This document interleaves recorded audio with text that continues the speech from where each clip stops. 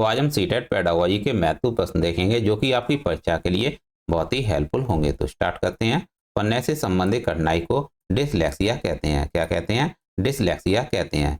लिखने से संबंधित कठिनाई को डिसग्राफिया कहते हैं और गणना संबंधी कठिनाई या गणितीय संबंधी कठिनाई को डिसकैलकुलिया कहते हैं। अगला प्रश्न है, भ्रम वाली स्थिति यानी मुर्गा को जब बच्चा मोर समझने लगता है तो उसे कहते हैं भ्रम वाली स्थिति और इसे कहते हैं डिसमॉर्फिया। बोलने से संबंधित विकार को डिस्फेसिया कहते हैं और शारीरिक कौशल से संबंधित विकार को डिस्प्रैक्सिया कहते हैं। तनाव से संबंधित विकार को डिस्थीमिया कहते हैं। शिक्षा का अधिकार अधिनियम कब बना था? यह 2009 में बना था। तो याद रखिएगा, शिक्षा का अधिकार अधिनियम 2009 में बना था। शिक्षा का अधिकार अधिनियम कब लागू हुआ था? 1 अप्रैल 2010 को लागू हुआ था। शिक्षा का निःशुल्क एवं अनिवार्य शिक्षा अधिनियम के तहत कितने वर्ष के बच्चों को निःशुल्क शिक्षा दी जाती है? 6 से 14 वर्ष के बच्चों को निःशुल्क शिक्षा दी जाती है। लिखना, पढ़ना और बोलने संबंधी विकार को डिस्प्रैक्सिया कहते हैं, जैसा कि मैंने अभी बताया था। अवधान संबंधी विकार को ADHD कहते हैं। किशोरा अवस्था को तूफानी अवस्था किसने कहा है? स्टैनली हॉल ने कहा है। तो याद रखिएगा, किशोरा अवस्था को तूफानी अवस्था भी कहते हैं। नैतिक विकास का सिद्धांत किसने दिया है? कोलबर्ग ने दिया है। बाल विकास का उद्देश्य क्या है? बालक का सर्वांगीण विकास करना है। मूल प्रवृत्ति का सिद्धांत किसने दिया है? यह मैकडूगल ने दिया था। मन की उत्तेजित दशा, क्रोध, खुशी आदि को क्या कहते हैं? संवेग कहते हैं। आवश्यकता का पद सोपान सिद्धांत किसने दिया था? अब्राहिम मैस्लो ने दिया था। और अगला प्रश्न है, किस अवस्था में बच्चे अपने समकक्षी वर्ग के सक्रिय सदस्य होते हैं? तो इसे कहते हैं किशोरा अवस्था में।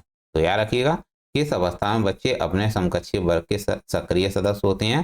किशोरा अवस्था में होते हैं। विशिष्ट बालक कौन होते हैं? वे बालक जो सामान्य बालक से हटकर होते हैं।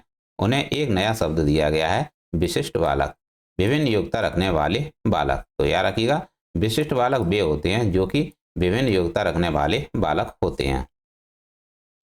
खिलौनों की आयु किस अवस्था को कहा जाता है? पूर्व बाल्यावस्था को खिलौनों की आयु कहा जाता है। जिन इच्छाओं की पूर्ति नहीं होती है उनका भंडारगृह इदम होता है। तो याद रखिएगा, जिन इच्छाओं की पूर्ति नहीं होती है उनका भंडारगृह इदम होता है।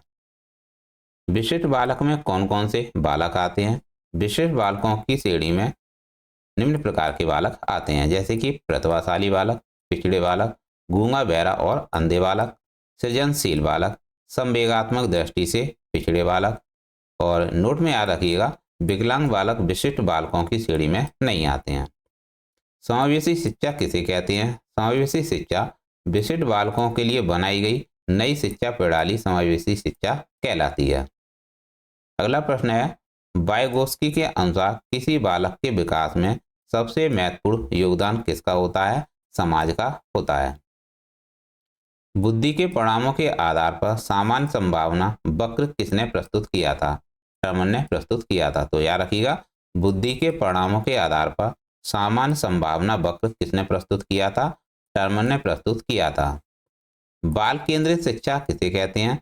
बालकों की रुचि, क्षमताओं और प्रवृत्तियों को ध्यान में रखकर प्रदान जो की जाती है उसे कहते हैं बाल केंद्रित शिक्षा। तो याद रखिएगा, बाल केंद्रित शिक्षा वह है जो बालकों की रुचि, क्षमताओं और प्रवृत्तियों को ध्यान में रखकर दी जाती है। छात्रों में अच्छी आदतों के निर्माण में सिद्धांत सहयोगी है। कौन सा सिद्धांत सहयोगी है? पावलोव का शास्त्रीय अनुबंधन सिद्धांत। तो याद रखिएगा, छात्रों में अच्छी आदतों के निर्माण में सिद्धांत कौन सा सहयोगी है? पावलोव का शास्त्रीय अनुबंधन सिद्धांत। अन्वेषण या खोज विधि पर कौन सा सिद्धांत बल देता है? ब्रूनर का संज्ञानात्मक सिद्धांत बल देता है। तो याद रखिएगा, अन्वेषण या खोज विधि पर कौन सा सिद्धांत बल देता है?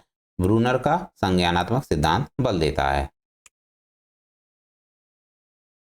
अगला प्रश्न है, शिक्षा की खेल विधि का क्या अर्थ है? शिक्षा की खेल विधि का अर्थ है खेल क्रियाओं द्वारा शिक्षा प्रदान करना बच्चे को। प्रयोजनवाद ने किसे जन्म दिया है? प्रोजेक्ट विधि को जन्म दिया है। वह कौन सी विधि होती है जिसमें पहले उदाहरण बताया जाता है बाद में नियम बताया जाता है? वह आगमन विधि होती है। तो याद रखिएगा, वह कौन सी विधि है जिसमें पहले उदाहरण बताया जाता है और बाद में नियम बताया जाता है? तो वह विधि है आगमन विधि। आगमन विधि में पहले उदाहरण बाद में नियम बताया जाता है। अगला प्रश्न है, वह कौन सी विधि है जिसमें पहले नियम बाद में उदाहरण बताया जाता है? तो उसे कहते हैं निगमन विधि। जैसा कि निगमन विधि से ही पता चलता है, नीचे आप पता लगा सकते हो कि नियम और बाद में उसका उदाहरण। तो पहले नियम बाद में उदाहरण, तो इसे कहते हैं निगमन विधि। देखो, सुनो और समझो किस विधि पर आधारित है? प्रदर्शन विधि पर आधारित है। देखो, सुनो और बोलो किस विधि पर आधारित है? यह प्रयोगात्मक विधि पर आधारित है। अगला प्रश्न है, किस विधि में शिक्षण सूत्र का प्रयोग होता है? आगमन विधि में शिक्षण सूत्र का प्रयोग आगमन विधि में शिक्षण सूत्र का प्रयोग होता है। करके सीखने पर कौन सी विधि काम करती है? प्रयोगशाला विधि काम करती है। तो याद रखिएगा, करके सीखने पर कौन सी विधि काम करती है? प्रयोगशाला विधि काम करती है। किंडरगार्टन विधि, जो कि एलकेजी व यूकेजी के जनक कौन थे? फ्रोबेल थे। तो याद रखिएगा, किंडरगार्टन विधि के जनक कौन थे? फ्रोबेल थे। यह विधि खेल एवं करके सीखने पर आधारित है। मॉन्टेसर शिक्षा प्रणाली के जनक कौन है? Doctor Maria Montessori. खेल पद्धति के जनक कौन है? Henry Caldwell Cook. तो याद रखिएगा, खेल विधि के जनक कौन है? कोकेन। डाल्टन पद्धति के जनक कौन है? कुमारी हेलन पार्क हैं। बच्चों में आधारहीन आत्म चेतना अवस्था का संबंध किससे है?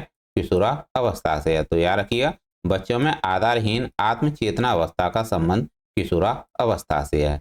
डिसलेक्सिया संबंधित विकार पढ़ने संबंधित विकार है। तो याद रखिएगा, डिसलेक्सिया पढ़ने संबंधी विकार है। मानसिक रूप से मंद बालकों को सीखने में कौन सा सिद्धांत उपयोगी है?